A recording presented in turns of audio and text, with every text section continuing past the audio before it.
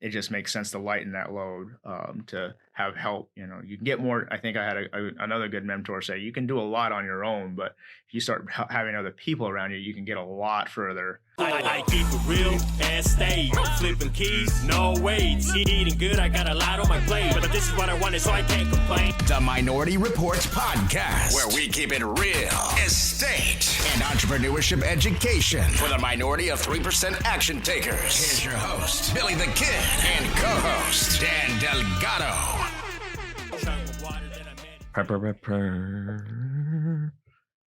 Was that like the scary one because it's Halloween? Yeah, that was whack. I tried being spooky a little bit. No, I wasn't even thinking about Halloween, but anyways, Happy today is Halloween. Halloween. Yep, cheers to that. You're dressed up as a Raiders You fan. like that? I'm a Raiders fan today. Cheers. It's their bye week. So this is airing out Friday. So those of you watching, the Crawford song is out today. Is it today? Friday. This Friday the when it 5th. comes out. Yeah. Gotcha. So since we were just talking, that's why I asked you Gotcha. when this was airing. So the Crawford fight is out today, now, everywhere. Crawford so song. check it out. Terrence Crawford. Let's just search that. Okay. Can I listen to it before? Yeah. I know. I I'm need to surprised show you it haven't to sent it to me. I know. Come I on. need to show it to you. My bad. How's everything going though, man? Good, man. It's kind of weird. Like my side businesses have been just like freaking blowing up this last couple of weeks. I'm Yeah. like, oh shit, I haven't like prepared for this. So I should probably do something Doing about it. some video stuff. Huh? Yeah, some video stuff, and then the commercial cleaning company deal. Yeah. Like we picked up a bunch of accounts, and Yeah. it's like, oh wow, like this is I haven't even tried anything, and here we go. But imagine if I start actually trying. Yeah. No, that's But, good, bro. Yeah. No, some Nice. additional Yeah, streams of income is always nice. Yeah. Nice. What about you? Well, I got I won't announce it. I like to speak things into existence, but I'm gonna wait this week. We have a big You got interview. a big interview, man. We'll announce it on the next one, and we'll probably do like a show about it or something. I don't know. Or, Yeah, that'd be cool. Just yeah, talk or about maybe the like I was experience. thinking like the book too, since my Mhm. book is pretty much almost done. Yeah. To actually ready to come out. But anyways, yeah, I'm doing a big interview, so can't wait to talk about that. And yeah, I've been looking at other streams of income too, just thinking out loud with my book coming out and stuff. I think I am gonna look into some coaching, do some coaching out there, help out more people. Just because I was sitting there thinking like the book, it's like, okay, yeah, you can take parts out of that book, but then if if I could sit down one-on-one with somebody and actually like guide them, then that'll make me feel better. So, because a lot of people need guidance at the end of the day. I think that's I think for me, like with my coaching, a lot of it is accountability. It's not even so much guidance, but like I know what I got to do. yeah. Dude, I put on I think since COVID hit, I did the math. I was like, I put on like 40 pounds. Yeah. I'm like, dude, I know how to lose weight. Like I was in really good shape, years ago. And I'm like, Yeah, damn, I've dude, seen I know photos. what to do. He's creeped on my Facebook. He's like, so like, I know what to do. I just need someone to like hold me accountable. So yeah. maybe I should hit up Liza and see if she Get a membership. whip me back into shape. 2022, bro. There you go. 2022 I'll start January. goals. I'm waiting till January 1st. Until then, I'll keep drinking these beers. But what book of the week you got this week, man? Oh man, it's a horrible one. It's a little book called The Power of Being Uncomfortable. Oh God. by an Love author, it. Billy the Kid. No, actually, so I do want to talk about it, and partially because I finally finished reading it this week. Yeah. I know it's taken me a really long time to get to it, but I had to like sit down, like, okay, I got to like, and I was talking to our guest over text a few days ago, and we're talking about how sometimes like you get into like funks with like not reading and type of thing, or like you get into books and you just can't finish them type thing. But yours, man, like, well, first I want to say, man, like I am proud of you for doing this. Thanks, I know man. this has been Appreciate a big deal for you, but more importantly, I hope that you're really proud of yourself. Right. Thanks, man. I appreciate it. Because the book is really well done. I can tell there's a lot of thought put into it. And what I really appreciate about it too is that you do it in your style. Like you're not holding back. You're not trying to be something that you're not. So, for those of you who haven't gotten a chance to see like the first draft or anything, I mean, you'll have it out soon, but the book is essentially, kind of a little bit of a biography about you, but then also about, what I love is that you use a lot of examples of like, so you'll start the chapter with a concept, but then you'll use your own life's experiences to show you how you are actually, walking the talk. Like you're giving advice. Using the power. You're giving advice, but you're also like, okay, so I'm not just going to tell you what to do, but I'm going to show you how I did it and how it's helping me. And so like every chapter is just kind of just like a different lesson. And I think that's the route you were trying to take with it. That's kind of what I grabbed from it. Yeah. But it's a Cinderella story, you know, honestly, when you think about it. It's just like you came from nothing and you give all these examples of all the times you've made you force yourself to be in an uncomfortable situation and how that has benefited you, and it's really never let you down. But then you also are very sure to mention that don't just take, you know, risks for the sake of taking risks.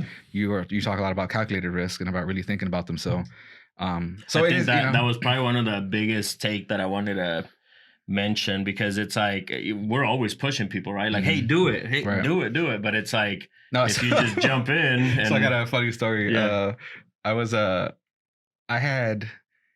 I forgot what I put something on someone's Facebook deal. Oh, someone was saying, someone posted a meme, and my buddy's name is Locke, and I'm sure he's listening, but he's like, he put this meme up about, it was like, you know, there's no way we were put on Earth to freaking work 60-some years and pay taxes or something like that. I was like, there's got to be more to life than this. And essentially, he was talking about the freedom that you don't have when you have that type of deal. And so I commented like, cough, like in parentheses, invest in real estate, cough. You know? and then like he responded like, oh dude, like, you know, let's sit down or let's go grab a beer and talk about it.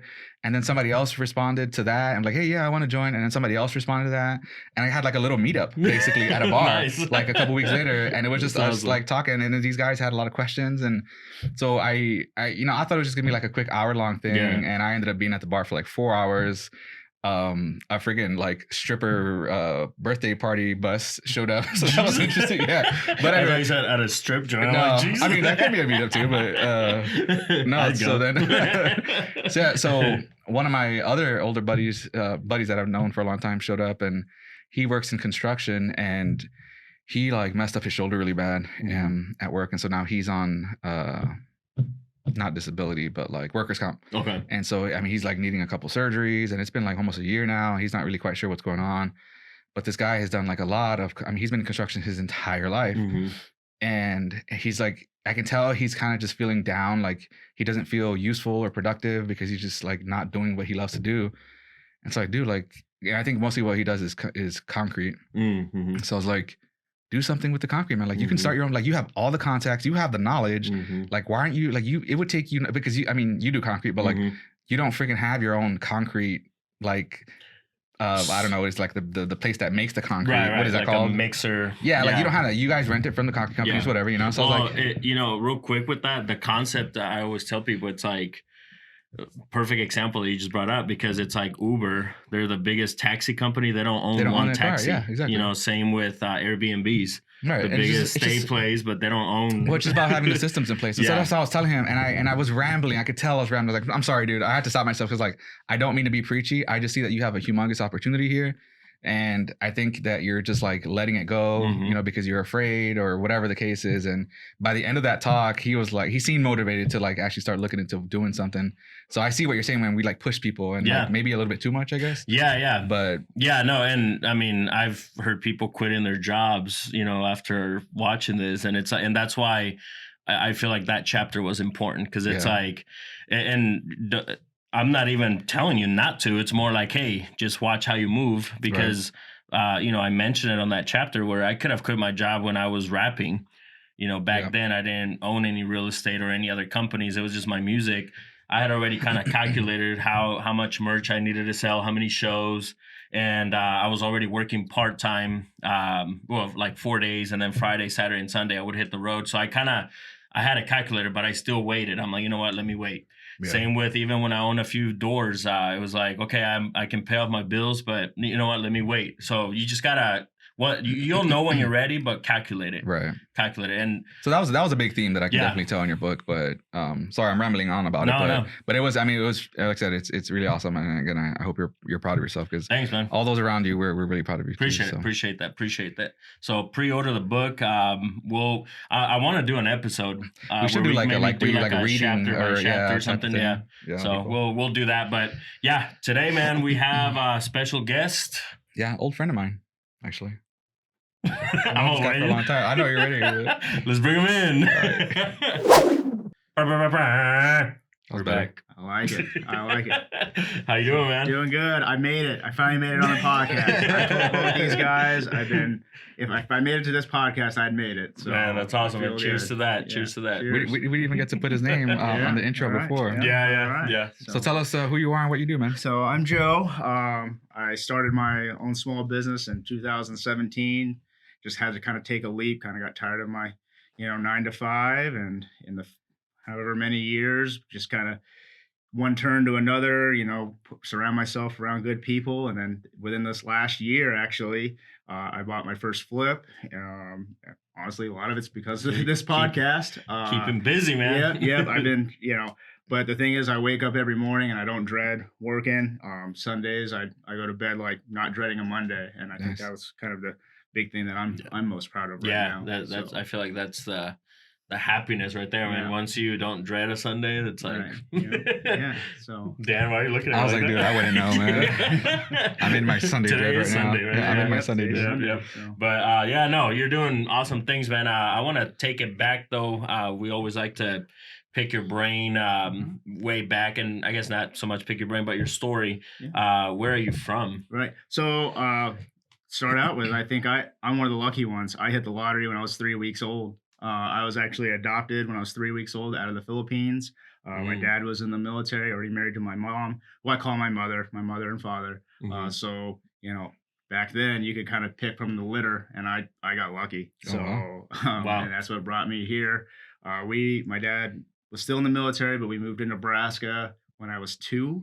And then he retired from the military when we were 4, and then we moved to Lincoln. And then kind of the rest, he was working for the railroad for a while, and then he worked corrections for a bit, and then my mom, I mean, she's born and raised in the Philippines, but not much in her life, so she worked her tail off too to make sure that we had a good home at the house. So I'm pretty proud of both my parents, for doing what they did. Yeah. So where were you born then? In the Philippines, you said? Yeah, okay, so you were born in the Philippines. We were born in the Philippines. Okay, Yeah. and then where was your dad?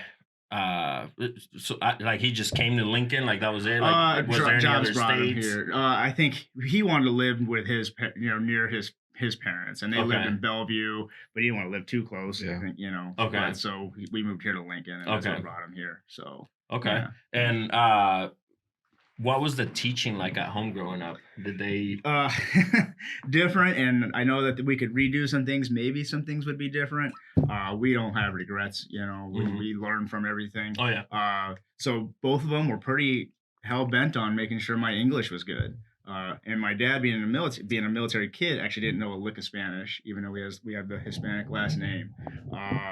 So he actually knows more Japanese than anything, which is weird. But because that's what he was around in his junior high and middle school or in high school stuff. So and my mom didn't really push for me to learn Tagalog, that the Filipino language. So they were really, let's keep this kid in the English, which is funny. And I don't know, I think you might have said something on one of your other podcasts. 8th grade, my Spanish teacher kind of lectured my dad, like, he's struggling in this class and he should be doing a lot better because, you guys are a Hispanic family with your last name Perez. And my dad's like, we actually aren't like a Spanish speaking family. Yeah. So yeah, that was really awkward for my dad and that teacher. And so she kind of lightened up on me a little bit. So. I mean, we both did horrible in Spanish in high school. Yeah, we yeah. talk about that all the time. Yeah, and it's because it's Spain Spanish, and then my thing was I skipped that class a lot because I was thinking, and I think it was like the last class of the day or something, Right. so it was like, I don't need that class, I'll be fine, and then I would show up to take the test, and sure enough, I would fail, like almost fail because it was the different Spanish. Right. So I was just a bad student. Yeah. So and did you go to school then? Like after high school and stuff? I did 1 quarter at Lincoln School of Commerce, not over by Lincoln High actually, and wasn't for me. What about it wasn't for you? I'll get the best example I have. The no structure at the time. I needed that structure. We walked into it was like an English class, and she wrote on the board, "Not going to be here today. Do this, this, and this, and you guys are good to go." So what did I do? I packed my stuff up and split. I didn't even write out the plan. I just left, and I needed more structure back then. So yeah, and then just I don't know, paying a lot of money for something for a It's- lot of you know, stuff. I it's- kind of felt like I already knew. What's Yeah. really interesting about that is that you didn't have enough accountability to yourself back then to even do an assignment, but now you own your own business where Right, you yeah, are I know. you have to be. Right. And it's kind of funny how that Yeah. works, right? Yep. Yeah. No, that So- yeah, that's why it's like when my kids brings homework, it's like Right. Yeah. like but you know, I tell them that's your job right now. Yeah. Like Yeah. you know Exactly.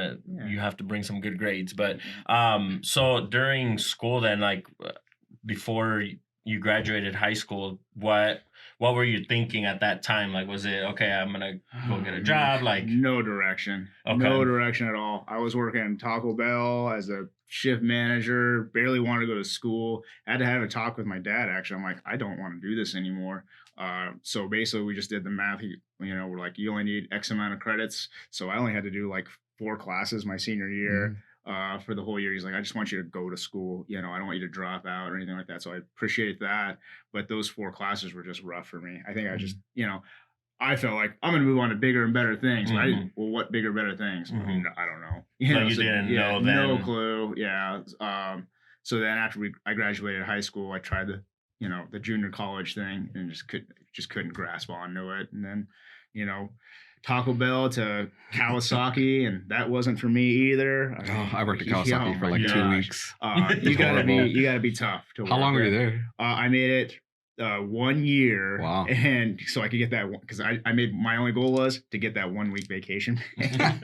So I made it 1 year. And I'm like, yeah, I can't do this anymore. After I got the 1 week vacation, I was like, Never I'm came quit. back. Never came Vacation. back. Yep, never came back to vacation, actually. Yep. And then I started working corrections from there. I turned 21 and then did that for 12 to 13 years, I think. Oh wow. Yeah. So you were there for Yeah, that's a Yeah, long a time. while. What Yeah. would you say is like the average length that someone does that? It's probably Corrections, pretty it short. used to be like 1 to 2 years. Now I'm not sure. I don't think it's very long if you do the averages. So it's kind of changed its direction a little bit. What can you? I mean, I've always found that as like I think I thought about that at some point too, because it always seems like a good paying steady job and you get a ton of overtime. Right. But like, what was that like? I just could never like fathom working in a prison because it wasn't at the pen. Yeah, it was at the pen. I'll be honest, I'm not the biggest guy in the room right now, so it was pretty intimidating. I was They all probably look like 21. us. Yeah, right. So, and not to go too much into it, but it's definitely a lot different.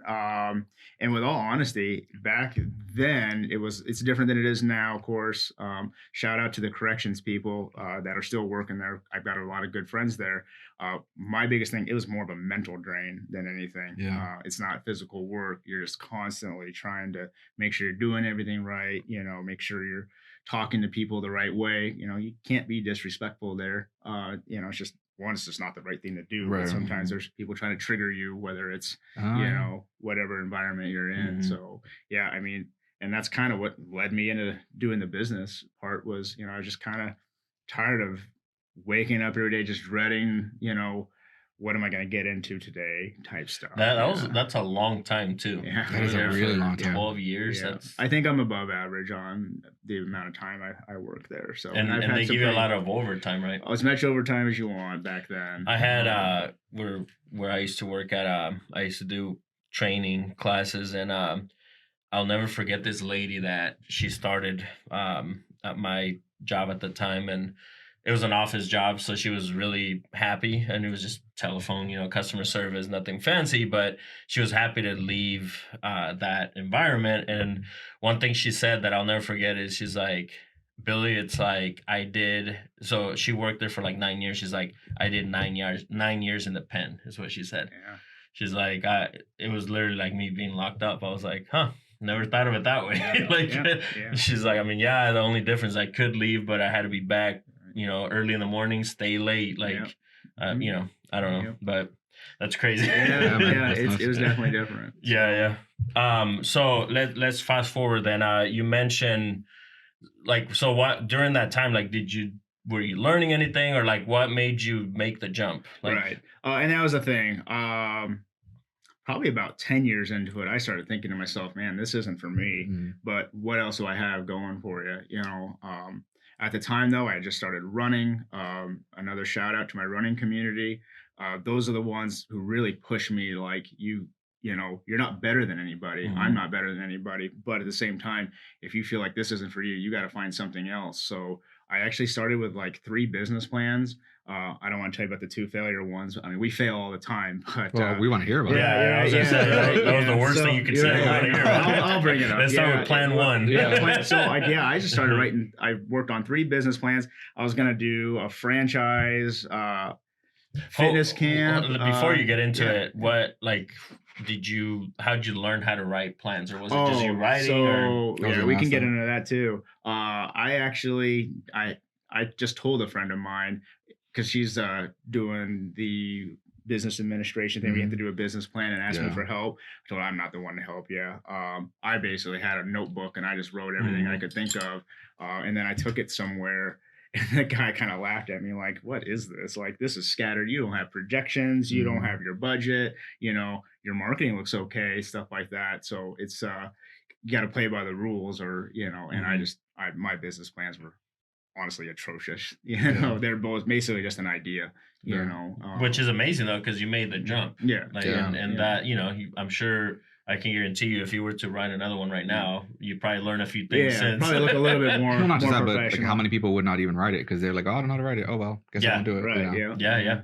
So what was your first business then? The first, Or idea. Of the 3, I was going to do some kind of a retail store. I didn't have the capital for that, and I was going to do some kind of fitness camp thing. That kind of had some, I just ran a few stop signs then, and then started working on the detailing thing, something that I've always liked doing over the weekends, helping friends, which I learned really quick that on the business side, it's a lot different than cleaning your buddy's cars, and then a really good friend of mine said, hey, I'm actually a commercial real estate, agent. Let me help you find something. And that was kind of awkward because I've been running, marathons with this guy for years and didn't know what his job was. And then so he found me 3 walls and a garage door and, helped me out. That company helped me out a ton. The rent was, real easy to make and everything like that. And so I just kind of put in the 2 weeks. I was terrified to put in my 2 weeks. The most unprofessional thing I ever did was write my 2 weeks notice to my boss, who I look as a friend now, and I slid under the door and ran.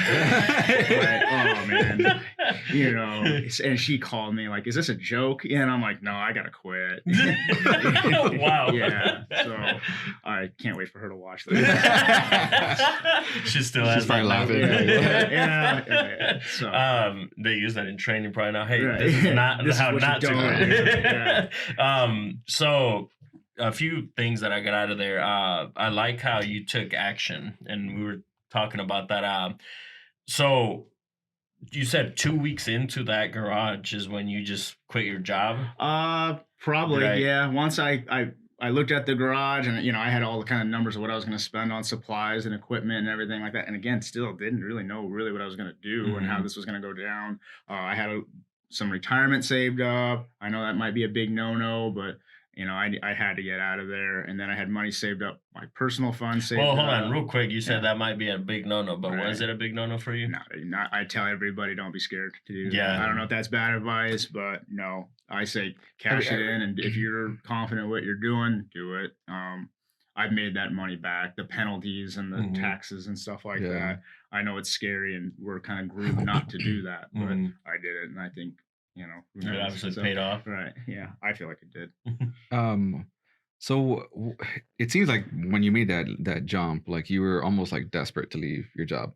Was there something that not desperate, but you were really ready? Yeah, it was pretty desperate. I was desperate. What was there something that triggered that? I mean, because I'm sure over time, but like Right. it seems like you were like, okay, this is it. Like when you slipped the note under the door, like honestly, I think I've always wanted to have some kind of my own business. I could talk for an hour about how many things I failed at. I've tried the multi-level marketing companies. That didn't work out for me. I tried selling t-shirts. I tried selling pogs when we were in the 6th grade, and that wasn't real profitable. So I mean, I think I've always wanted to do something like that. And you just get, and again, nothing was wrong with corrections, just wasn't for me. Right. And I think I finally just kind of had my breaking point and it's like, it's time to go.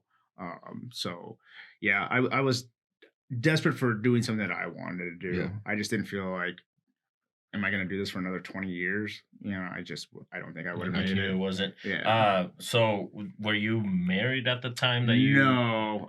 And another shout out to my amazing wife. She was just my girlfriend at the Okay. time. We started dating in January, and then by March, even she kind of pushed me too and said, "You got to do it." Like, she goes, "I'm confident in you. You know, we've had a list of people that, you know, we're not confident, that, you know, we've all had, you're an idiot, you don't know what you're doing. Don't do that. You have a great job, you have a great career ahead of you stuff." But she said, "You know, we can't move forward in our relationship if you're going to do this job, because it's obviously just not for you." So she helped me out a ton to get things going, a lot of support and everything. There were times where she'd come in and help me clean windows at 8 o'clock at night because I didn't know what I was doing with bookings and stuff. I'd overbook or something like that. So, and then, so that in May we opened the business, and then I think it wasn't even a year later, I asked her to marry me. So, nice. Then, yep. So we're good, I hope. As of today. Yeah, as of right now. So. You were mentioning that some people were saying like, "Oh, you're an idiot." Can you speak a little more to that, to those experiences and those people saying that kind of stuff too? Yeah, and it was up until, I mean, I think I still get that sometimes today. I mean, I have, you know, 1,000 ideas a day of different entrepreneurship things I want to do, but that was pretty scary when I was talking about putting my 2 weeks in, and when I was, you know, saying, you know, I think I can't do corrections, I'm going to start this detailing thing. First question, what are you going to do about insurance, you idiot? You know, it's like, oh, I'll figure it out. You know, you do know that there's overhead. It's like, yeah, I know that. You know, I mean, those are the easy things, but yeah, and sometimes that negative reinforcement. I remember someone specific that was, you know, no, I wouldn't say close to me, but it was like, you don't do it. Like, just don't do this. Like, you have no clue what you're getting into and everything. And sometimes that kind of fuels my fire a little bit. Oh yeah. So, but yeah, I've had my share of that. We've talked about that, where, you know, started rapping and like, and it's funny because it's like, at first it's like one of those where it's like, it's your first album, so it's not gonna do nothing. And then like every level that you reach, there's always something, you know, they're gonna say. Even, I'm sure, even where you're at now, where obviously you got your shop now, and then which we'll talk a little bit more in the show, but doing your first real estate investment, I'm sure you heard some stuff, because I think we talked a little bit about it, where some people were kind of like, "Oh man, I don't know, I don't think this is it." If you could speak on that too. And just a shout out to the podcast. Well, we'll just get into that right now. This podcast is what got me to my first flip, my first deal. In August of this year. Been listening to the podcast from the first episode on, and every time, like, man, this is something you've always wanted to do. Just do it, you know. And then I have my list. I have a what I call a top 5 list of people that I reach out to once a week.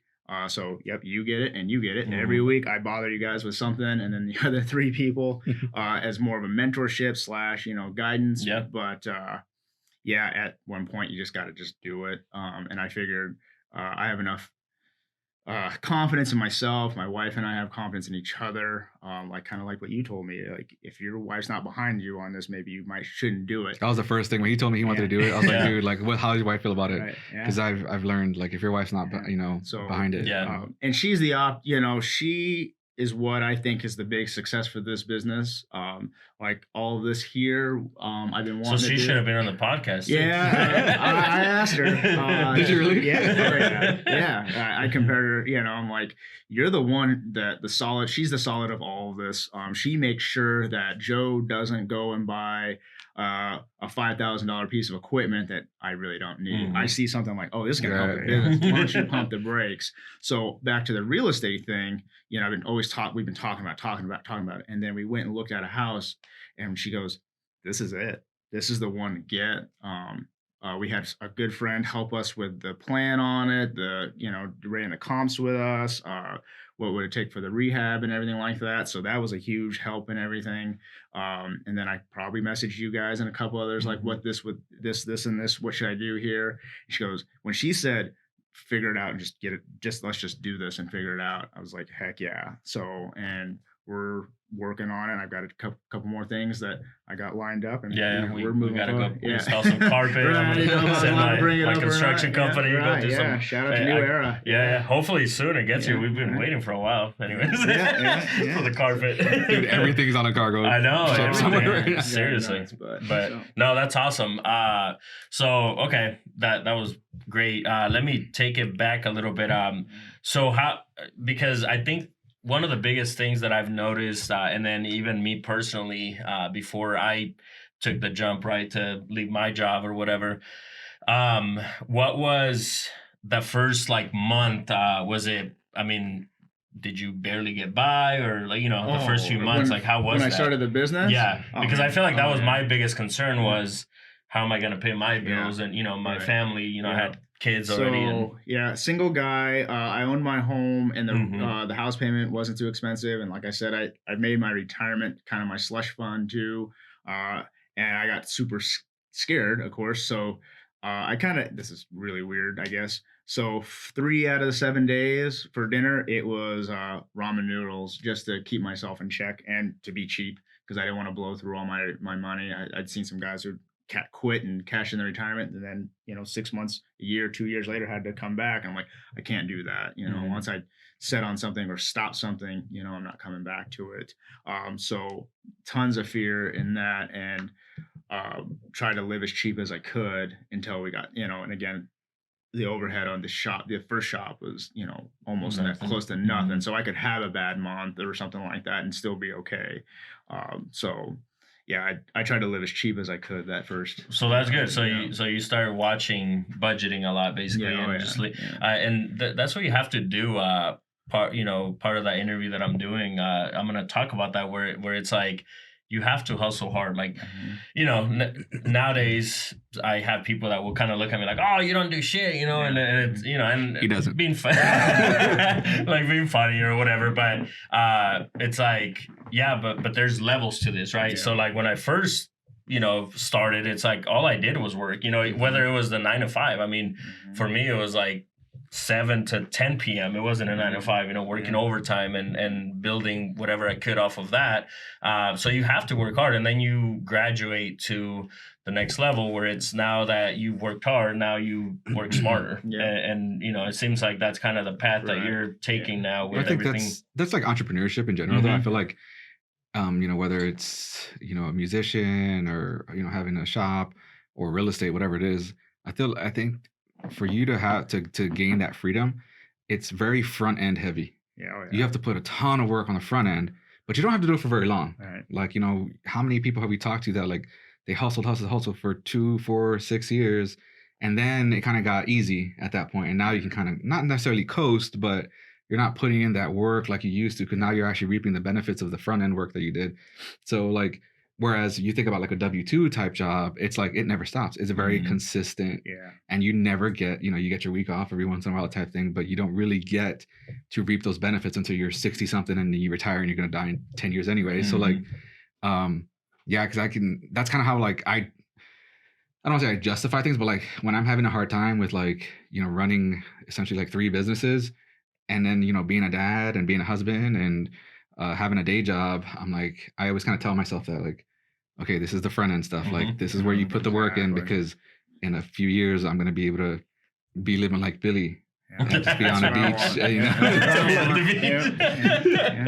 No, those are great points that Dan just made, because that's literally how it was for me. Like, at the time when I was doing that, everybody around me was like, "Oh yeah, I'm going to the club. Come on, what? You're not going?" And it's like, "No, I'm staying here to record," or He'd be like, "I'm rapping at the club actually." No, that's how it is. And once you get through that hustle hard mode, or I guess you always hustle hard, but then you start hustling smarter, I think, and that's kind of what the goal needs to be when you get in this path.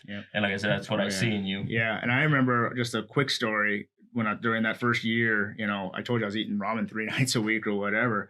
My buddy took me out to lunch and he goes, you want me to get this or you got it? I'm like, hey man, can you get this one? Like it's getting a little rough on the, on my budget, so I actually, that day I was like, man, I cannot wait until I can buy this dude lunch and like repay him for all the stuff that he helped me out with the building and everything like that. And actually it was just this last week we went to lunch and I was like, I never felt so good to say, hey man, I got this. Man, that's awesome. It's like the little things like that. So we can talk a little bit more about the shop itself. Okay. You've grown it to like where it can sustain you, obviously. And then on top of that, now you can also, even have extra to invest in, which is Right. like ultimately it's the goal, you know. Yeah. When you started this, was any of that like part of your plan, Right. or did you kind of just get interested in real estate investing and like, oh well, I can kind of move Right. things around? Yeah. So I feel like when you're trying to grow a business, I pivot a lot. And I always tell people too, like all the stuff we're selling here, you might not see next year because we might make a different contract or something like that. So when I first started in 2017, it was basically, let's just get this figured out now. You might be detailing for the next 20 years on your own, because that's how you make the most money. You just do it by yourself. And that was kind of not, obviously not the goal. You're just, oh, that's a bad idea now. So then, Because you again, just did like the storefront, right? Like the stuff that we had behind us here. No. Oh yeah, just started this. Yeah. Started it last year. Okay. To start selling retail stuff.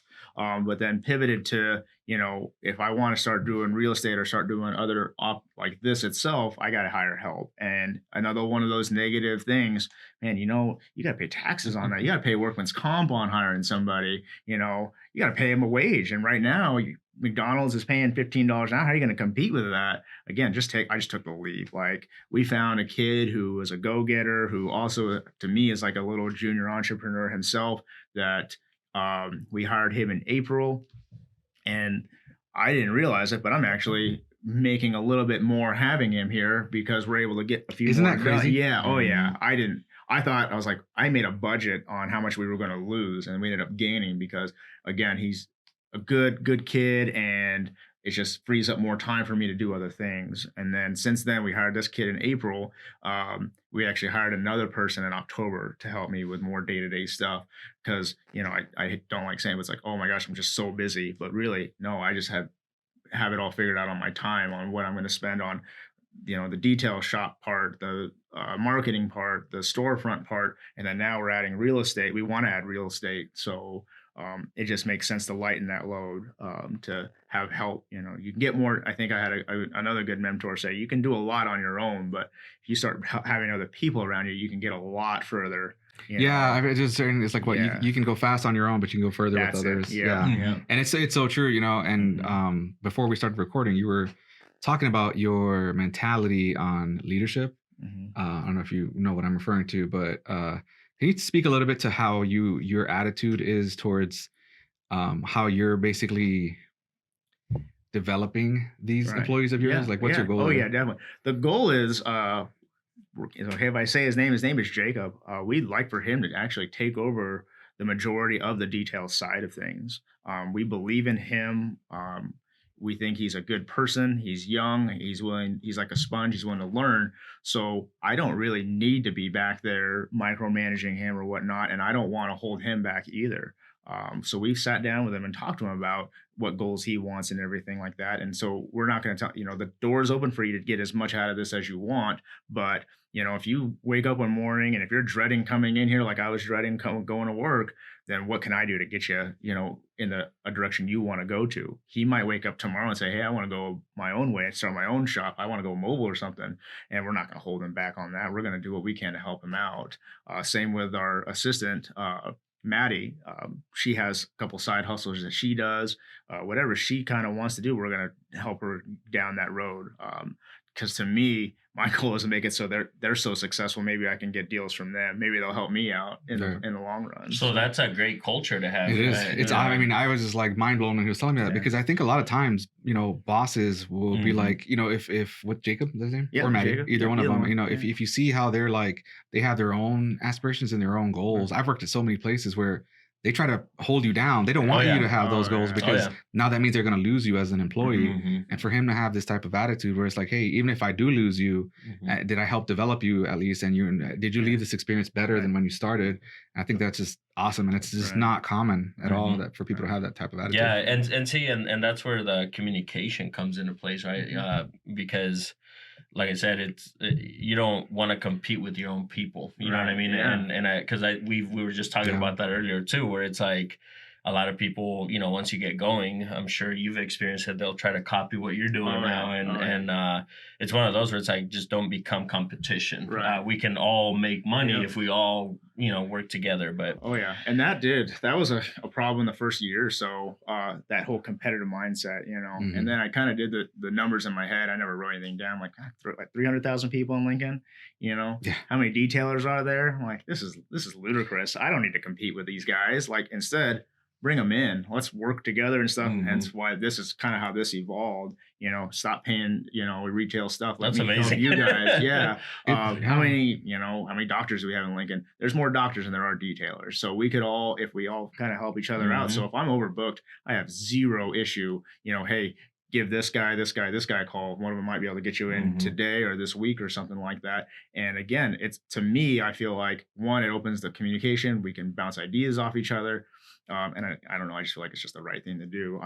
I'm going to lose that client anyway because I'm too busy. So why not get some? But, you know, you might not, because, you know, that client might remember, like, whoa, Joe was cool enough to not worry about the money so much. And then still, they had a need. And even though you didn't specifically fulfill it, you helped them regardless. So that's awesome. They're going to remember. I would remember that at least. For you know, sure. And it's funny, the competition thing that you mentioned, because I caught myself even just a few months ago. I forgot who, there was some investor or something that I saw. They were just like, I don't know, they were just like killing it. Like every just like freaking week, I could see they were picking up houses. And I was like, I got a little envious, and I'm not like an envious person. And I caught myself. And then I had to remind myself, I was like, God, there's, you know, I was doing the math, like there's 300,000 people in Lincoln. There's blah, blah, blah. I'm like, dude, like, and looking at it's a fairly small community of investors in Lincoln that do it regularly. And, you know, actually, I would say professionals in it. And I did the math. I'm like, okay, I have no problem. No, like there's plenty of houses. I'm glad you brought that up, Dan, because it's something I talk about too, that I think I might have even mentioned in my book too, where it's like, when you see somebody doing better than you, it's either going to be two things that it's going to cause you to feel: envy, I wish that was me, or I wish I could do that, or motivation.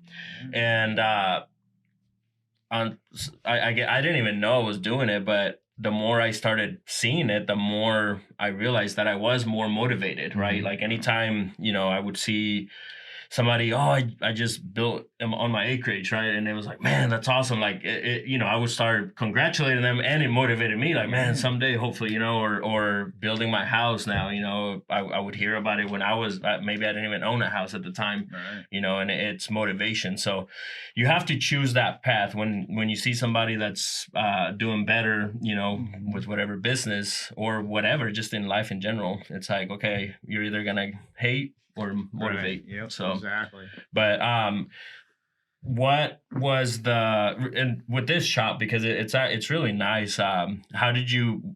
Was this the shop that you got right after that garage then, or was there something in between? Yeah. So what happened was, again, it was 3 walls and a garage door, and we literally built a wall to divide the shop up, because I couldn't even afford the whole shop. So I spent the money for the construction to build a drywall to divide the place. Well, the people that were renting on the other side were like, hey, we're expanding and we have more money than you. So damn.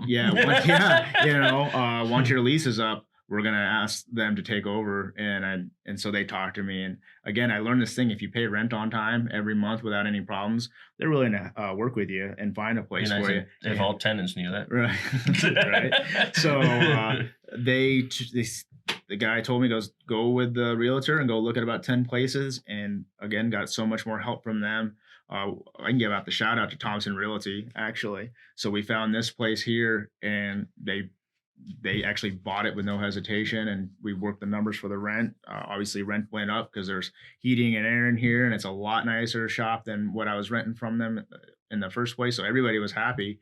And then we actually bought the suite in August of this year. So it's under your name now. Yeah. Wow, that's amazing. Yeah. So again, probably just for listening to the podcast, just because I probably would have just paid rent forever. You know, because it's just it's easier. Yeah, that's awesome. And you keep saying that listening to the podcast. What are some of the stuff that you've learned from our podcast? Yeah, right. Okay, Billy wants his ego stroked. Oh yeah, here we go. Stroke that ego. Yeah. Jesus. I didn't even know. Stroke the ego. I haven't heard that. Didn't even know you. I saw, I think on Facebook, you were working on this podcast thing, and I'm like, well, I'm an entrepreneur, man. I know it all, you know. And I kind of followed you from doing your real estate deals and stuff. So I listened to the first one and the second one. I'm like, oh, this is nice. And then Stir 22 was on there. Never been in that restaurant. Then saw that podcast. So I actually shot him a message like, man, that's a really good story. I love it. I got wings that weekend. Thursday special on their wings. That's there. awesome. And I man. get them all That's the what I time. love You about went, this. right? You did eat there, right? Dude, I went that so same good. night, I think. Yeah, we after didn't have a the podcast. meetup there or something. Well, we need to talked hit up about Charles it. and Yeah, ask for some yeah. percentages. Shout out to Charles, man. Yeah. Oh, yeah. No, his wings are. Dude, their whole menu is I awesome. got them. Right. I think like 2 weeks. Like he yeah. does them on Thursdays. I think Thursdays, so. 50-cent wings or Man, something like they're that. amazing Yeah. too. But Yeah. And then, so that's been my goal. And I think that's what opened up more doors for me is every time you guys hold a podcast, and I'm not asking any of the listeners to do this, but if you do, great, because that's what I do. Basically, after that podcast, if I'm not intimidated by the person, because sometimes you guys have some pretty successful people on here, I'll shoot them a message or a DM or something like, hey, listen to the podcast. I love your story. Stuff That's like cool, man. that. I still do that. Like Oh, yeah. with Yeah, bigger you tell me that all with the time, bigger yeah. pockets. Yeah. There's a lot of times that actually I've followed Max Maxwell for a long time, Mhm. just separately because he's a huge wholesaler out of North Carolina. Mhm. But I didn't realize that he hadn't been on like bigger pockets forever, and so then he was on just recently, and I didn't know his story. Like I mean I knew what he does and how I found him after he was already big, but I didn't know like Yeah. any of his origin story, I guess. Right. And that's what I love about this specific podcast. These are real people that I Right. could, if I needed to, I can just drive and actually meet them. I do on bigger podcasts, I'll message those guys. It's like they're getting, who knows, it's like, But I think who's it's still this cool spammer? to hear But, it though. yeah. Like, Oh you know? yeah. So And so I do like all the I time. message them all and, see what more I can learn from. I ask questions about their story that I didn't get from the podcast. And, I've gotten some pretty good deals off of it too, Sweet. honestly. Opened up some more doors, and I think it's worked like 3 times, and that was not my intention. Then they ask, well, what do you do? I'm like, well, I just own a little detail shop. And then next thing I know, I'm doing their vehicles. so now or- you yeah. owe us a percentage. Yeah, a we'll little bit. talk about it after the Yeah. recording. Yeah. Not a requirement. I'm just kidding. But yeah, so being real people that I've known you since high school, and then I've harassed you ever since, once Yeah, I got no, that done. Yeah. And I was gonna say you're good at just following up, man, Mhm. and that's what I Yeah. like because that's what it takes. That's Yeah. I've done it. He's done it. Like I think if you want to get out there, man, that you gotta lose that whatever people think, and Well, not just that, but like you said, along those lines though too. Like I said, I know a lot of times like I've reached out to people before, and I don't really care if they respond because I'm not really trying to get anything out of them. Mhm. I just do think that like when you had texted me and were like, hey man, like I locked down my first deal. It's I love listening to the podcast. I appreciate what you guys like. That was probably the best feeling ever, Yeah. And so I appreciate that you said something, not so much because I'm not like Billy, I don't need my ego stroked, but like it's, I mean, I to be honest, like we do this because we do want to help people. We want Right. to, showcase that or highlight that, the investors don't have to be one cookie cutter type Right. person Oh, yeah. or type background or type ethnicity or anything. Like anybody can do it. And so, the more we can showcase that, the more we can represent different types of backgrounds and for people to see that. And so it's just, like I said, I don't care. Like I said, I reached out to a few people that were like really big, freaking successful people and stuff, and I don't hear back. Sometimes they don't even read it. I can see that they haven't read it, but it doesn't matter because I'm just doing it just to be like, hey, dude, like I'm just trying to give you some props for what you did, and it's affected me, it motivated me this week or whatever the case was. And Mhm. yeah, I think people like to. We don't do that enough for each other. Right. yeah, Yeah. and we need to. We Yeah. need Oh to, yeah. And to so. touch base on when I did make my first deal, it's almost 50-50 on you could choose specifically, oh man, good job. Like, what can we do to help? That's awesome. It's going to be great. First one's the hardest one, etc. Is it true? Do you feel it? Yeah, now it is. That first month, man, I hit the ground running. I'm like, man, a clogged toilet's the worst problem I have. I'm in good shape. And I feel like, again, I surround myself with a lot of mentors, and I'm constantly bugging them and asking them. So I feel like I've kind of had a little bit of a leg up. A few things we've run into, one phone call or 2 phone calls here, the problem is solved. But yeah, and then the other 50% though of some people, it's like, ooh, dude, I don't know what you're doing. What are you thinking? You don't even know how to lift a hammer to, fix something, So that kind of sucked in the beginning because I've another quick story. I already made the deal, already had the house on contract, hadn't had the money yet. Someone encourages me to do that, love that. It's the least of your worries, man. The money will come. So, and I was afraid I was going to lose the deal. So I'm like, yeah, man, let's get this under contract. I didn't even know what bank to contact yet. But I remember I had a good friend of mine who's probably going to listen to this. And I told him then too, it's okay to be scared for me. He told me, he goes, dude, get out of that contract. He goes, this is not a good idea. You're busy with this, and this house is going to need some work. He goes, just get out of it. And I'm like, it's all right for you to be worried for me, man. Like, I've got people I've surrounded myself to help me with this. And, these are the goals that I have for it. And when even beyond that, I remember one of the times that I visited the place, you mentioned that even friends were kind of like telling you like, oh man, this is crazy. You're like, an why? idiot. Yeah. But it does. It comes from a good place, I think. They just don't realize that they're being more damaging than anything else. I mean, it's just because like they're living in their bubble of safety, and they want you to live in your bubble of safety. And I get that. Even with me and my family, like when I first, like my mom is the most like safe person that I know. Like it's so funny when she watches my son. Like he'll stumble while he's walking, and she's about to have a heart attack every time. So and so with me, of course, like I'm the baby to her, and so like. When I started getting into the real estate investing, she had a lot of worries. She's like, don't, blah, blah. And so like now she literally is like, she just paid off her house and she wants to take out a HELOC and be like, do you need money? She's just like all about because I've proven myself now. Like, look, like I can do this, and you don't need to be worried type thing. Yeah. So I think. But I also think there's a borderline though of like, okay, being helpful or just being an ass. Because I had my fears where they're like, oh, when are you gonna stop rapping? Well, that's do different. Something real with your life, And it's like. And once I got over that cliff of like these people aren't trying to be most of them weren't trying to be negative. They were just worried for me. They want the best for Aaron and me. And so I told you, the one guy was like, just get out of it. I know for a fact that he wasn't trying to like be mean. He was just worried for me. And he's still one of my really good friends. And then there are some that you just have to kind of cut out too, because they can constantly be that negative energy, and I just don't have time for it. Well, and once you start getting to that point, it's very clear. Like you really start seeing you know what, like I like this person's energy. I want to be around that energy more, and versus let me leave that energy. Love them from a distance. Because one thing I read on a few books, maybe just one, but I swear it's multiple books that talk about how at the end of the day, if you do, start. Basically, love them from a distance means don't get yourself sick of like, oh, I can't, and it's like, nah, just move on. Like, be and on top peace. of that too, on this podcast, you told me, you told I said, hey, Joe. We told our dozens of listeners. Surround yourself with 6 millionaires. You're going to be a millionaire. Surround yourself around, 6 crackheads? Yeah. You're going to be a crackhead or method or something. Yeah. So I'm like, I took that to heart too. Yeah, like, shit. I do think it's important, how you said, like, you do have to cut people out, and it happens. And, I'll say it on here because I know that those friends aren't listening anyway. Yeah. So, like, it doesn't matter. I've had to cut people out because that is just like toxic to have someone that's constantly putting that stuff in your head.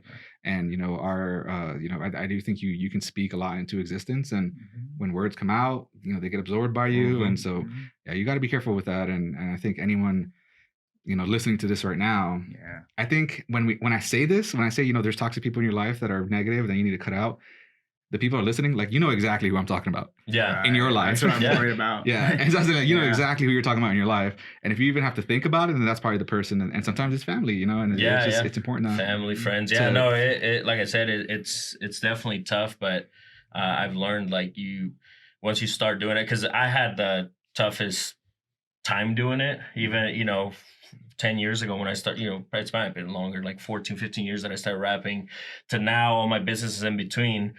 I would hear it, right? Like, oh yeah, talk, and it was one of those where it's like, okay, yeah. And then, maybe we would bump heads, and it reminded me like, oh yeah, I need to. But you love these people, right? Like you, especially growing up with them and stuff. But at the end of the day, man, you got to cut that cord, because if not, I saw also a Snoop Dogg video over the weekend that I'll probably say it wrong, but the idea was, your friends are here, and especially I know with myself, it was always like, hey, come on, dude, here, come up with me. How about you learn how to shoot videos? How about you learn how to do graphics. How about you learn how to manage, right? And then from that to like the construction. Hey, how about you learn how to go sell roofs at the time, right? Or hey, how about so it was always me like, come on, shirts, whatever business idea that I had, rap with me, right? Well, then you start growing this gap, is what Snoop Dogg said, where it's like the gap you keep climbing. Well, if the people stay here, well, what do you have to do to go back with them is this. And it's like, life is not about that. Life is, so it's one of those where I think the older you get is when you start realizing that, where it's like, you know what, I still love you. I don't wish nothing against you, but it's like, let's cut the cord and, I'll pray for you. So with you now getting that first deal out of the way, like what is your, have you kind of established a little bit of a vision for yourself, or what's that look like? Call it a dream or call it a vision. It's a vision. I want to. Yeah, it's both. Yeah, it's both.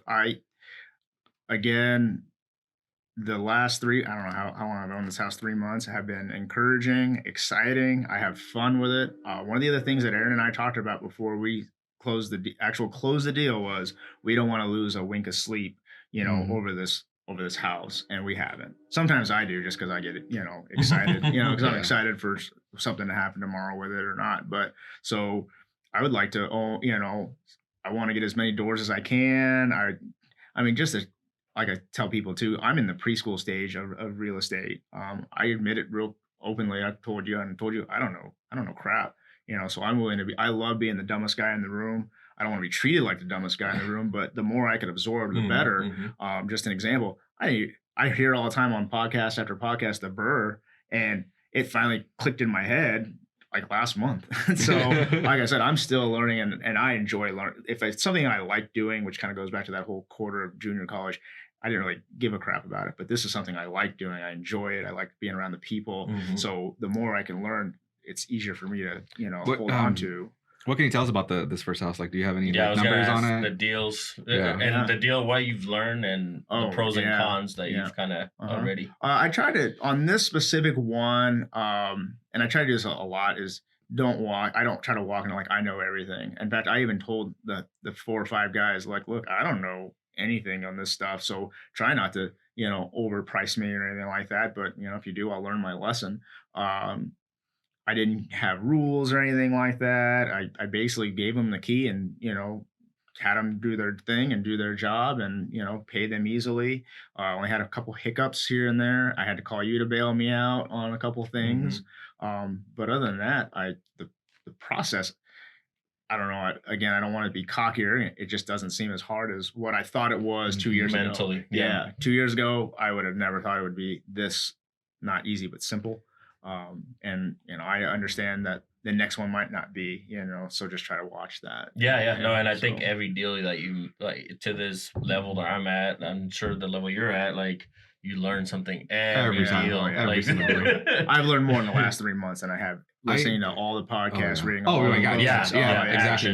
Thank you for mentioning that, because you do. I mean, you're always talking about going to college, and just like, but you're doing it like in person, like, If I had a deal and I didn't learn anything from it, I'd be so even if I made 40 grand on that. Exactly. If I didn't learn something, then it was pretty pointless to me. That's why, like, the deals that I've done that haven't been super profitable, I'm like, okay, I learned things that will help me be more profitable down the road, and it's really probably going to gain me, millions of dollars. As opposed to losing. It's funny because there's sometimes with the construction, there's some clients that will bring up something like, oh yeah, we put the drywall up before having the pipes inspected, for example, right?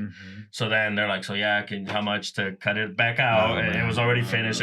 So, and not just that scenario, but there's multiple scenarios. And I look at the client, I'm like, I guarantee you won't do this again. And they're like, oh, you're right.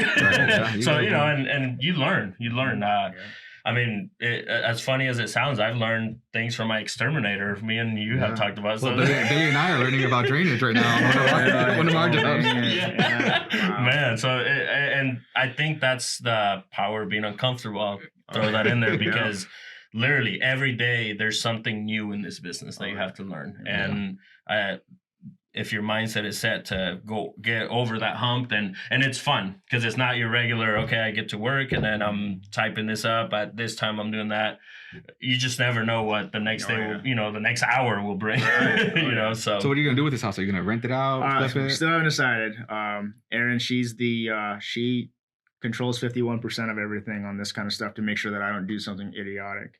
51%. That's interesting. Yeah, that's been our mentality. 51-49 on a lot of stuff, just because again, sometimes I do get too, I don't even know the word. I want to jump on something right away. Was it and in our podcast real quick because you mentioned that 51? I don't know where I heard it, but the best thing to do is to give somebody 51% in a business partnership. Yeah, I remember because let's say whatever that partnership is, let's say we're arguing about, let's put tile in this room, and 3 months, we could go to court and decide that if we're 50-50. But if we have that 1%, whatever that person says, it's like, all right, and you move on. It's like, all right, let's move on. I'll give my wife 60%.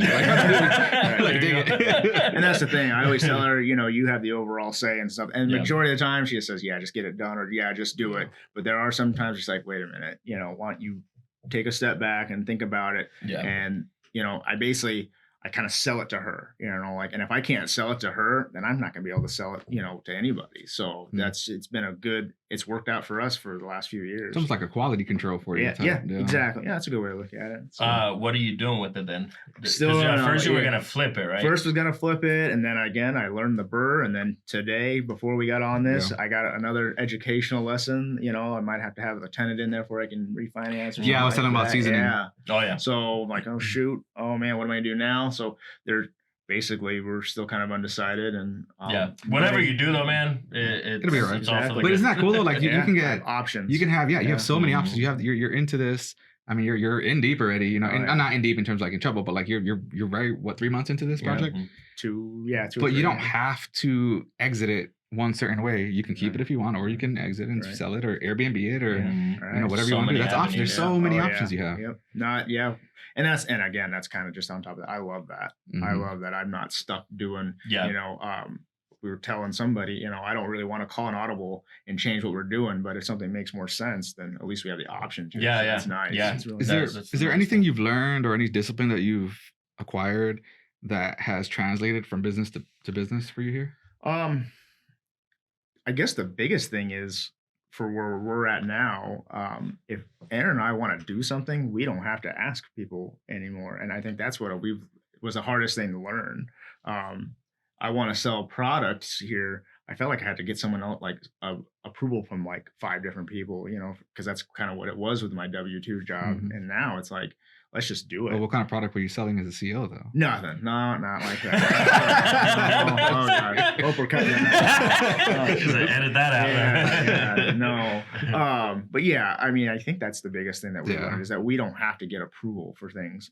Obviously, follow all the city laws, state laws, stuff like that, and our own ethics. But other than that, if we want to take a risk and do something, and if I kind of made the promise too, we're not going to do the ramen 3 nights a week. But other than that, that's kind of the biggest thing that I've learned is the only person that could hold us back is ourselves. So, yeah. And I think that's the biggest thing that people take away from this stuff is at the end of the day, it really comes down to freedom. Whether it's freedom of your time, freedom of your resources, whatever it is like we all just want to have the freedom to make our own decisions. And, with a W-2 job, you just don't. Yeah. Well, yeah. And all the things that you hear then, it's like, oh, my health insurance. But I can promise you right now that that's the least thing of your worries once you find that freedom. And it's like all those things, like it's just society in general telling you. And it sounds like you went from that mindset to now this whole other world. And I'm excited to see what you have in store. So. All right, man. So all the stuff you got going on, great things. What's next? Well, get this house done. Get through the winter with detailing. It does slow down a little bit, but we've got some strategies we're going to do to keep things afloat. And I try to save more than what we spend, so we're always good over the winter. But it would be, and then just work on the next deal. I've been told some groups of friends, great mentors say, what are you doing? Work on it now. Get aggressive. Get going. There is that little fear. So I do want to get this one kind of done unless something, looks really appealing to us. But I kind of what I told you before this podcast is Nebraska Auto Detail might be my biggest network at one point in time, because I'd like to keep, because again, we're really enjoying the real estate thing, and I see bigger goals from that. So, but I don't ever want to let this go. This is kind of my baby. Yeah. So you always need a hustle too, though, the cash hustle, right? Where you something get that brings in that cash. capital. Yeah. Yep. Definitely. Get some extra cash to put it back into real estate. So. Yeah. And I think, I want to make the point that, so you and I hadn't talked, for years, but by the time, so, I was helping my dad sell his old Jeep. And I hit him up because actually when you started this business, you messaged me. Dude, he messaged me. He's like, hey man, just let you know, I started this business. If you need something, blah, blah. I was like, cool. Like I never get my car detailed. Like you should look at my car. It's a mess. But he hit me up. He hit me up and he was like, letting me know what he was doing, which I think that for one is huge. And it's important in your marketing, because if people don't know what you're doing, they're not going to know to reach out to you when they need something. Help you. Yeah. And so mind you, it had been like 2 years probably since you had sent that message. And we were, I was helping my dad sell this Jeep. I was like, well, we got to get it detailed, And so I was like, oh, first thing I did, I remember Joe email or message me. And so I'm like, hey man, I need this detailed. Do you have time? He's like, yeah, cool. So I came, brought it in here, and we just started, catching up. It'd been a long time since we had talked. And one of the first things you actually did was ask me, what are you up to? What are you doing these days, type of thing. Yeah. And, I've kind of made it a personal thing of mine that I'm going to stop saying that I work in IT, because that's my W-2 job. But I'm like, no, I'm going to stop saying that. I'm a real estate investor, And so that's what we started talking about. And he started asking a lot of questions about it. And you get me started on it, dude. I will talk for hours about it. And so I was probably about an hour. We were hanging outside, just talking about it. And then you started to I was like, I'll probably hit you up about that, and dude, sure enough, he did, And so the fact that for one, you put yourself out there, that you've got this business started was really important. And then how you still do it now when you have people come through that are new people that you haven't met. You ask them, hey, what do you do? Because you know that there's value in everybody, and you can provide value, they can provide value. And so it's just like you said, such a huge network for you.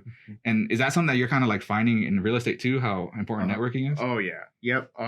Because again, I always tell myself, man, I know a lot of people. And then when you start opening actual doors and start talking to people, it's like, man, I don't know shit, or I don't know anything, compared to you guys. So that's why I did. I started asking people, what do you do and stuff like that. I'm probably not going to make a deal with you right now as you're picking up your car, but now I have your card, now I have your phone number, now I can reach out to you, and again, I'm a big believer that the Nebraska Auto Detail business is what got me started on the real estate, because that's how I met Chris, got reconnected with you, a few others too. So that's just kind of how it worked out. And it's a great name too. I like the name. I'm not the most. You can see it on my face. I'm not the most creative person, so I kept the name as simple as I could. Yeah, there's some pretty cool ones out there. Good. I love them. But before we wrap up, I know that's kind of where we're going. What made you make the jump of a shop instead of the mobile? Because I feel like I see the mobile thing a lot. Oh, mobile's awesome. I just don't like the cold, honestly. Too cold for me. I kind of liked having a place, again, probably just because of the W-2 stuff. I liked having a door that I could go into, and every time I walk in, I always tell myself, man, I'm blessed to be here. Yeah. What about like a pickup and drop off option? Is that something? Yeah, we're working on pickup and drop off. We're working on being able to deliver products. I don't want to give too much away. It's always been something that it'd be a smart move on our end to actually do have a mobile faction, I guess, of this, keep growing. If you're not growing, you're dying. So Cool. Love it. Yep. Love it, man. Well, I got a few questions I want to ask you before we head out. If you were to look at yourself when you were young, what is one piece of advice that you would give yourself? Oh man, so many things. So how young are we talking? You choose. Right. Okay. But how about when you were in that 9 to 5? Right, 9 to 5. Younger me, I would tell myself, you're going to be an entrepreneur someday. Use what you're getting taught, because you can learn something every day, or you can just kill yourself in that 9 to 5. So I was just starting to ask questions for guys who tried businesses or whatnot. So I would tell myself, you're going to get a lot of no's, but the few there's going to be some people that are going to surround around you and rally around you. And again, just another shout out to my running group at the time, really did rally behind me. And they're like, yeah, man, you can do this. You know, you don't know shit, but you can do this, you know, and that was really encouraging from their end. And my history too of my dating life was pretty crappy, but tell myself you're gonna find the one. Hey, you did. Yeah, I mean, you got an awesome life, man. I tell her a lot, you know, that I'm the reacher and she's the settler. She hates that, but yeah, I'm really glad that her and I, you know, met. No, I like that. I always, I always think you got to marry someone who's too good for you. And, she is 100%. She's gonna get mad at me for saying that, you know. But no, that's awesome, man. That's awesome. If there were 3 steps to success, what are the 3 steps? Probably one. If you have an idea, write it down, whether it sucks or not. I mean, I've got a book of all kinds of ideas, and it just takes 1 or 2. You know, you can. Was it your guys' podcast? Maybe if you're batting 400, you know, you're going to make the Hall of Fame. You know, so all I need is 4 good ideas out of 10 or whatnot, and even then, it's not. You know, the other one, I try not to overextend myself. You know, I have goals. I want to do all kinds of cool stuff, you know, but at the same time, you know, to me, I feel like there's a process. You know, I'm not going to try to do a multiplex deal right now because I just don't feel like I'm ready for it. But when I get the feeling that we are, then I'll bother you again, you know. So, and 3, enjoy it. You know, I won't do anything if I don't enjoy it anymore. So if I wake up and start hating detailing, which I've always loved it, but if it starts to be something where I wake up like this sucks, then I'm gonna have the kid take over a lot sooner than what I want, or you know. But have you ever thought of like those, like, I don't know if you've ever seen them, like late at night, those reels or those TikToks of like detailers just cleaning? Yeah, and I get encouraged. People tell me to start my own deal because they say it's satisfying. It is. I'm like, I watch those. I'm like, why am I? It's been an hour and I'm watching this. Yeah. That's my assistant. She told me that's what got her to want to be a detailer. They might want to think about that. You know, like when we spoke with Renee from True North. Yeah, they're a marketing firm, and that's what she's saying. Like that's what's big is people love those little 15-second clips, you know? Right. A shout out to Renee. She actually does our SEO stuff. Does she really? Yeah. And of course, I hired them before the podcast, and sure enough, she was on it. That's hilarious. So I messaged her, like I messaged majority of everybody. I'm like, I was pretty confident in your guys' how you sold me on everything, and now I'm excited and confident. That's cool. I know that is cool. So, and it was on her birthday. Was that when it was released, or maybe it was just when I was able to listen to it? So it was around that time. Yeah, it was like the week after, week before. So, cool. Yeah, shout out to True North. That's awesome. Awesome amazing, team. Yeah. And then my last question that I have is, if you were to write a book, what would be the theme or the title? Yeah, theme. Again, it kind of just goes back to the you're going to be told no a lot. When I applied for a loan, actually, for the detail shop, the guy's like, remember I told you guys my business plan was garbage. Yeah. He's like, you're going to need a little bit more than this. And then so I went to a place to help me with a business plan. And that guy pretty much told me that I was, I didn't even know this guy. He's like, you're not doing this. Like, you don't have, And then, so you just got to be prepared to be told no. And if I could write a book, that would be maybe the first few chapters of, this person told me no, so then I try to figure out, well, how am I going to get it to be a yes for the next person type deal? So I don't really have a cool title yet. But yeah. It's always that every no is closer to the yes. Right. Know? Yeah. So sales especially, but I think Dan has a couple of man, questions. If there's anything that our listeners can bring to you that's of value right now, what do you think? Other than like more deals? Right. Yeah. Honestly, I want to increase my networking. I think that's been said a few times from other guys and gals. I love listening to stories now. I love taking people out to lunch, and I've worked on this a lot. And that's why this is kind of hard for me. I like to just listen to what they have to say. And sometimes if I'm eating lunch with that person, I'm done eating and they haven't even get started yet. Cause we went to lunch and he like barely touched. I'm like, did I just eat that fast? Or like what happened? You eat fast. I do eat fast. Yeah. So that's what I would like. I'd love to network more, hear more people's stories, hear what got them to go to where they're at. And what stopped them from, because I mean, unless everyone hits right away, I'd like to know what stopped them on other ventures and stuff, and stuff like that. Like I said, I just love hearing other people's stories. It doesn't even have to be entrepreneurship, what got you running marathons, what got you, anything. Do you still do that? Do you still do that? not trying to blame it on COVID. I blame it on myself, but I just kind of stopped running a little Yeah. bit. But actually, I'm working on a deal with somebody right now that we're going to start hitting it hard, and we're going to work on some personal records for 2022. So What is it? Okay. Doug call that a partner, success partner. Yep, success okay. partner. Yeah. So that's going to be one of our goals. And we don't know if we're going to make it into a side hustle or not, or just something for ourselves to get better at. I'm very passionate. I love running. I just haven't done it in the last year. So I mean, I haven't done it Yeah. in Right. 10 years. So. Yeah. You're not bad. trust me. Right, yeah. So No, that's awesome, man. Well, thanks for having us here, Yeah, man. man. This Thank you was guys. awesome. like Great I said story. earlier, I made it. So once I got on this podcast, He's done. He's retired. You're retired now. Yeah. So thanks for having us, guys, man. I thank you. appreciate it. Everybody out there listening, make sure you guys follow us on Instagram at that Minority Report podcast, and subscribe to our YouTube channel, and then anywhere podcasts are available. So let's get it. Vámonos. My hand to please don't segregate. Dressed in a suit, I can't relate. Minority Report, can't ignore being raised from poor and your credit score. My hand to please don't segregate. Dressed in a suit, I can't